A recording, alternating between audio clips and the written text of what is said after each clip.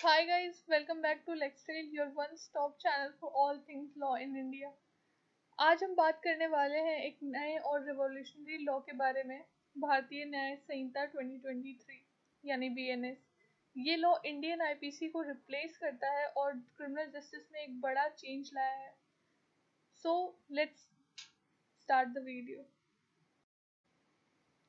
तो पहले ये समझते हैं BNS 2023 क्या है।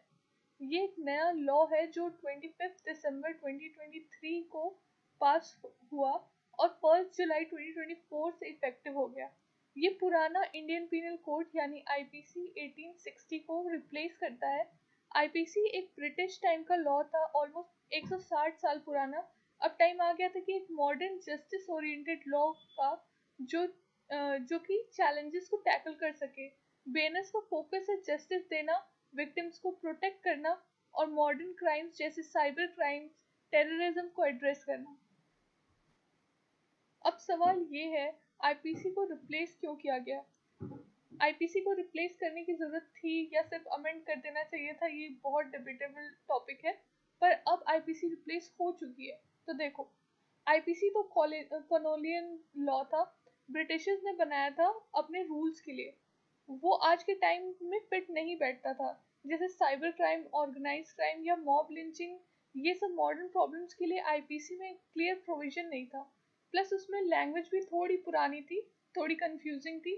बीएनएस लाया गया है to make law simpler, victim centric और ह्यूमन राइट्स के साथ अलाइन करने के लिए। बेसिकली ये लॉ हमारे देश के मॉडर्न नीड्स के लिए टेलर मेड है।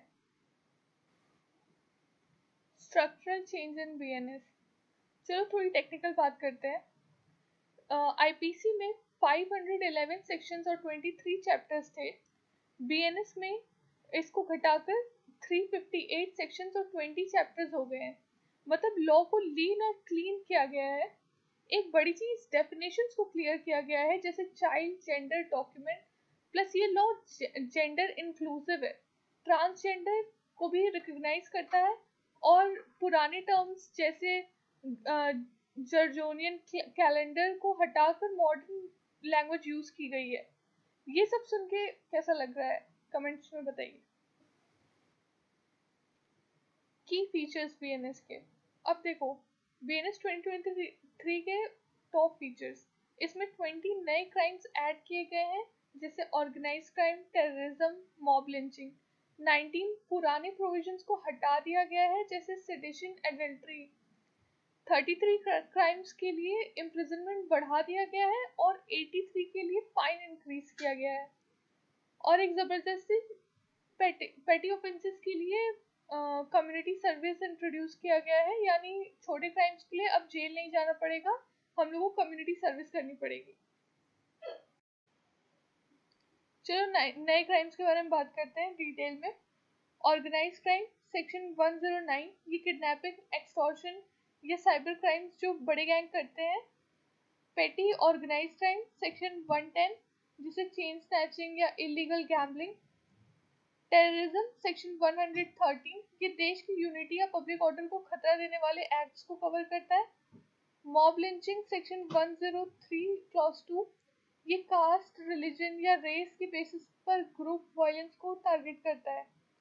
स्नैचिंग सेक्शन 304, ये अलग से क्राइम है अब, जैसे बैग या फोन छीन लेना। और एक बड़ा एडिशन सेक्शन 69, जो बोलता है कि अगर कोई शादी का झूठा वादा करके सेक्सुअल रिलेशनशिप बनाता है तो वो भी क्राइम है। ये सब सुन के कैसा लग रहा है? बहुत स्ट्रिक्ट हो गया है ना लॉ। अब देखो, कुछ पुराने लॉज को हटा दिया गया या मॉडिफाई कर दिया गया, जैसे सिटीजिंग आईपीसी 124A में था, अब वो नहीं है। उसकी जगह पे सेक्शन 152 है, जो देश की सॉवरेनिटी को खतरे में डालने वाले एक्ट्स को कवर करता है। इस पे मैंने एक अलग से वीडियो बनाई है, आपको वो मेरे चैनल पे मिल जाएगी। एडल्ट्री अब क्राइम नहीं है, क्योंकि 2018 में सुप्रीम कोर्ट ने उसे डिक्रिमिनलाइज कर दिया था, Joseph shrine versus union of India के केस में। अटेम्प्ट टू कमिट सुसाइड भी अब क्राइम नहीं है, अनलेस ये पब्लिक सर्वेंट्स को फोर्स करने के लिए किया गया हो। अननेचुरल ऑफेंसेस IPC 377 में था, अब उसको उसको भी पार्शली डिक्रिमिनलाइज कर दिया गया था। कंसेंशुअल सेम सेक्स एक्ट्स अब क्राइम नहीं है। कौन से केस में हेल्ड हुआ था, आप मुझे कमेंट्स में बताइए। अब बात करते हैं पनिशमेंट्स की। BNS ने सीरियस क्राइम्स के लिए सजा को और स्ट्रिक्ट कर दिया है। देखते हैं। रेप सेक्शन 64 में था, पहले मिनिमम 7 इयर्स था, अब 10 इयर्स रिगरस पनिशमेंट हो गया है मिनिमम। गैंग रेप सेक्शन 71 में कर दिया गया है। माइनर्स के केसेस में लाइफ इम्प्रिजनमेंट या डेथ पेनल्टी कर दी गई है। क्रिमिनल ब्रीच ऑफ ट्रस्ट पहले 3 साल था, अब 5 साल हो गया है। चीटिंग पहले 1 साल था, अब 3 साल हो गया है।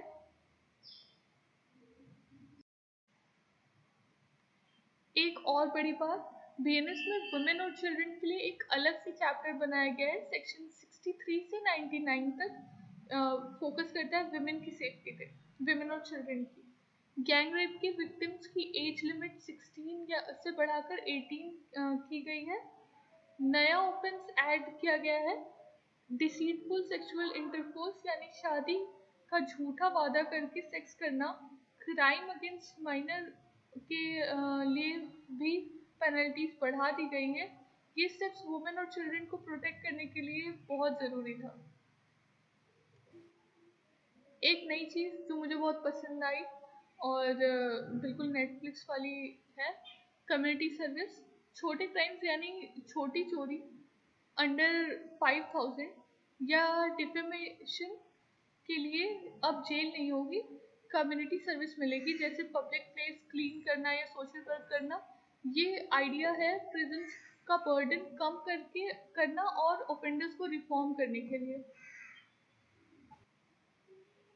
अब BNS पूरी तरह से परफेक्ट नहीं है। जब नया क्राइम आया था तो हमको लगा था कि जो मेजर इश्यूज है वो सबको रिजॉल्व करेगा, पर टेररिज्म और पेटी ऑर्गेनाइज्ड क्राइम की डेफिनेशन थोड़ी वेग है, जो मिसयूज हो सकती है। मैरिटल रेप अब भी क्राइम नहीं है, जो एक बड़ा इशू था। रेप लॉज में मेन या ट्रांसजेंडर के लिए प्रोविजन नहीं है। मेंटल इलनेस की डेफिनेशन भी थोड़ी, उसमें भी थोड़ी क्लैरिटी की ज़रूरत है। ये सब चैलेंजेस हैं जो फ्यूचर में एड्रेस करने पड़ सकते हैं। चलो थोड़ा BNS के सफ़र की बात कर लेते हैं। BNS का सफ़र शुरू हुआ अगस्त 2023 में। होम मिनिस्टर अमित शाह ने इसे पार्लियामेंट में इंट्रोड्यूस किया। दिसंबर 20 को लोकसभा ने, दिसंबर 21 को राज्यसभा ने पास कर दिया और 25 दिसंबर को प्रेसिडेंट ने एसेंट दे दिया और फाइनली 1 जुलाई 2024 से ये लॉ इफेक्टिव हो गया। तो दोस्तों ये था BNS का एक क्विक ओवरव्यू।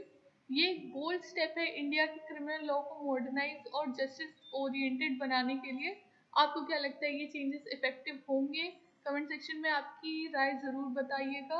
और अगर आपको लगता है आपको ये वीडियो पसंद आई हो तो लाइक करो, शेयर करो, लेक्स ट्रेंड को सब्सक्राइब करो फॉर मोर लीगल अपडेट्स। मिलते हैं नेक्स्ट वीडियो में। बाय।